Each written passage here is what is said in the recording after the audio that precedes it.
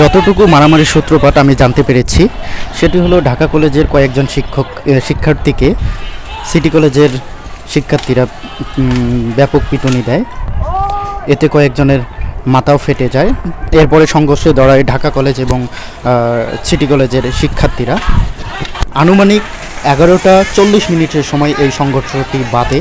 মূলত তখনই ছুটি হয়, আমরা সবাই জানি ঢাকা কলেজের। এরপর সংঘর্ষ বাদে ধাওয়া পাল্টা দেওয়া হয়।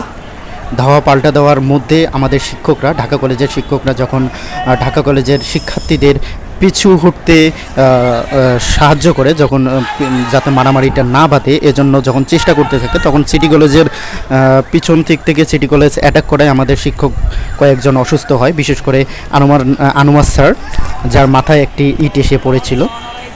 আমি যতটুকু দেখতে পেয়েছি আনোয়ার স্যারের মাথায় ইট পড়া। তো আমাদের ইংলিশ ডিপার্টমেন্টের ফারজানা মিস সহ